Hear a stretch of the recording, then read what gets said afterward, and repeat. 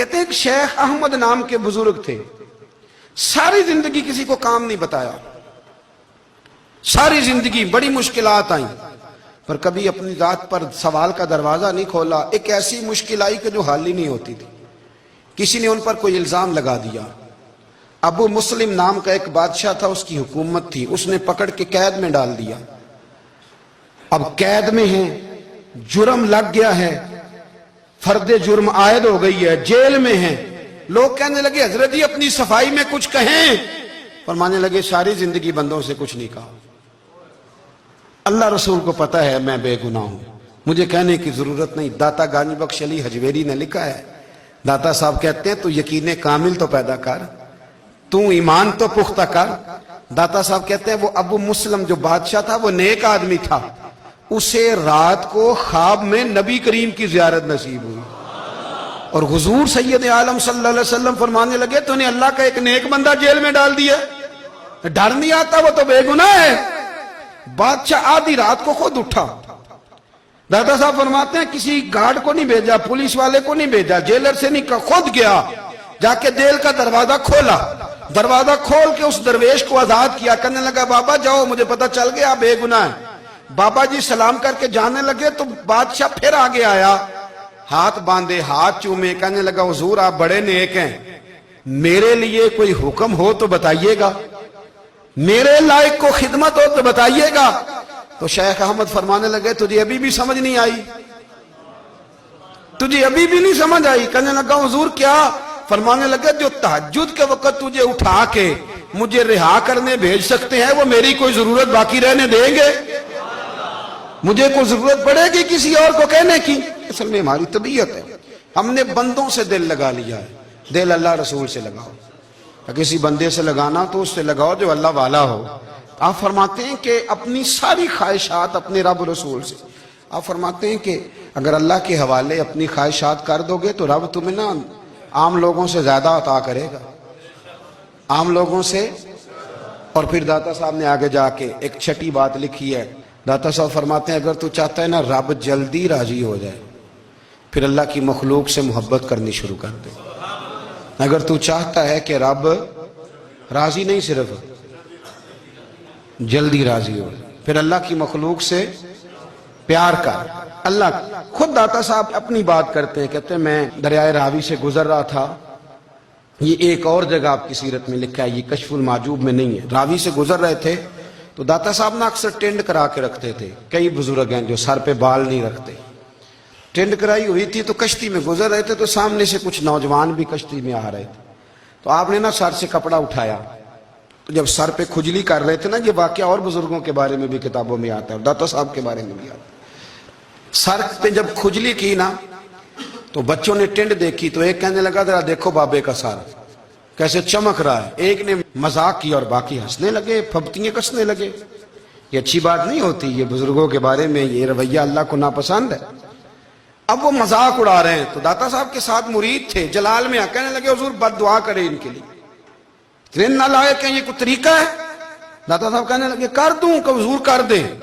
مرید کہتے ہیں داتا صاحب نے ہاتھ اٹھائے تو ہمارا خیال تھا اب یہ ڈوب کے مر جائیں گے، تو داتا صاحب نے ہاتھ اٹھا کے پتہ کیا فرمایا، کہا اے اللہ یہ جس طرح اب ہنس رہے ہیں نا انہیں ہمیشہ ہنستا ہی رکھنا، اللہ ان بچوں کو ہمیشہ ہنستا ہی رکھنا، یہ بیچارے کبھی روئے نہیں، ان کو ہنستا ہی رکھنا۔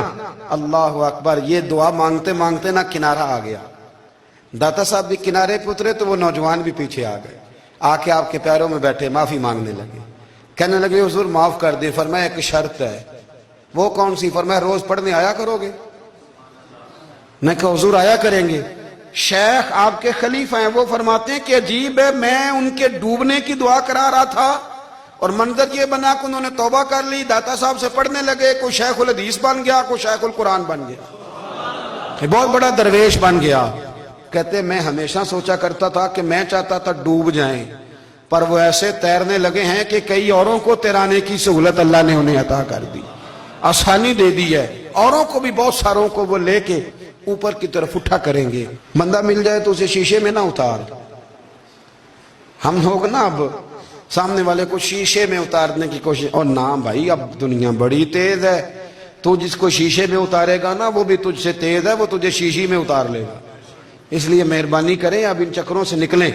وہ کسی نے کہا تھا امام غزالی سے کہ مخلص دوست مجھے کیسا پتہ چلے گا کتنے ہیں؟ فرمانے لگے اپنے دل سے پوچھ، جتنوں کے ساتھ تو مخلص ہے اتنے تیرے ساتھ بھی مخلص ہیں، اور اگر تو داؤ لگا رہا ہے دنیا کو تو پھر دنیا تجھ سے تیز ہے.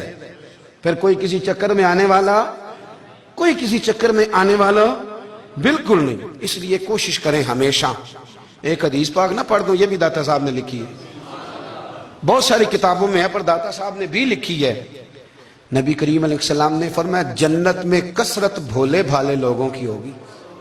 بھولے بھالے لوگ جنت میں، وہ جو آسمان پہ تارا لگا بھی آتے ہیں پھر شام کو دوبارہ لے بھی آتے ہیں، وہ تیز بڑے ہیں پر رہ ہمیشہ پیچھے جاتے ہیں. وہ جو سادے ہیں، جو چکروں میں نہیں پڑتے. اب یقین کریں اب تو نا لوگوں سے مل کے کئی دفعہ گھٹن ہونے لگتی ہے، بعض لوگوں سے ملاقات کر طبیعت لگتی نہیں زیادہ تر، اس لیے کہ محسوس ہوتا ہے کہانیاں گاڑ رہے ہیں، قصوں کی دنیا کے لوگ. یہ وہ بات میں وزن نہیں، وہ سرور نہیں. اور بعض لوگ آتے ہیں کچھ کہتے بھی نہیں، لیکن ان کے لب و لہجے میں اتنی مٹھاس ہوتی ہے کہ دل کرتا ہے کبھی یہ دوبارہ بھی آیا کرے، کبھی آئے، کبھی پھر ملے.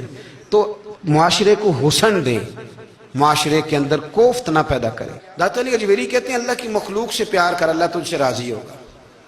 آپ نے دلیل کے طور پہ بنی اسرائیل کا ایک واقعہ لکھا. آپ فرماتے ہیں بنی اسرائیل کے اندر ایک شخص تھا جو پہاڑ کی چوٹی پہ عبادت کرتا تھا. لوگ اوپر چڑھ کے ملنے کے لیے آتے تھے. رستے میں ایک ڈھلان تھی، لوگ اس پر چڑھتے تو پاؤں پھسل جاتے، بہت سارے لوگ گر جاتے. ایک دن وہ شخص کہنے لگا اللہ اگر تو اسے نہ بناتا تو کیا ہوتا، ایسے بیکار بنا دی. رب ناراض ہو گیا. اس وقت کے پیغمبر علیہ السلام کو وہی فرمائی سے کہو تو میری تخلیق پہ اعتراض کرتا ہے، جا میں نے تیرا نام ولیوں کی صف سے کاٹ کے نافرمانوں کی صف میں لکھ دیا. وہ نبی اس امت کے علیہ السلام تشریف لائے اور آ کے اسے کہا کہ رب کریم نے تیرا نام کاٹ کے نا ولیوں کی لسٹ سے نافرمانوں کی لسٹ میں لکھا ہے. کہنے لگا حضور اللہ نے خود لکھا ہے؟ کہا ہاں. وہ سجدے میں گر گئے، یا اللہ تیرا شکر ہے، یا اللہ تیرا شکر ہے. وہ پیغمبر فرمانے لگے یہ کیا کر رہے ہو؟ عرض کی حضور آپ نے کہا ہے نا اللہ نے میرا نام لیا ہے، میں کہاں اور میرا رب کہاں؟ اس نے میرا نام لیا ہے. حضور میں تو اپنے آپ کو کسی کھاتے میں نہیں سمجھتا تھا. اچھا اگر مالک نے اب مجھے نافرمان فرما دیا ہے اور میری غلطی سے فرمایا ہے دوزخ میں تو میں جاؤں گا. حضور آپ اللہ کے نبی ہیں، آپ کے ذریعے کی التجا ہے مالک کے حضور، رب کریم سے عرض کیجئے گا کہ اب مجھے دوزخ میں تو پھینکنا ہی ہے تو میرا وجود اتنا بڑا کر دے، اتنا بڑا کر دے کہ میں اکیلا جہنم میں آ جاؤں. میرا دل نہیں کرتا اللہ کا کوئی اور بندہ دوزخ میں جائے. میں چاہتا ہوں اتنے پیارے پیارے مخلوق پیدا کیے اس نے، کوئی جلے نہ، کوئی دوزخ میں جلے نہ. مجھے بڑا کر کے نہ اکیلا بھر دے میرے وجود کو، میں اکیلا جلوں گا. عرض کرے رب کی بارگاہ میں. وہ پیغمبر وہی کھڑے تھے، وہی آئی. اے میرے نبی سے کہہ دو تو میرے بندوں سے پیار کرتا ہے تو میں تجھ سے پیار نہ کروں؟ جا میں نے تجھے معاف بھی کیا، تیرے لیے جنت کا فیصلہ بھی کیا، اور قیامت میں جس جس کی تو سفارش کرے گا میں ان سب کو بھی جنت عطا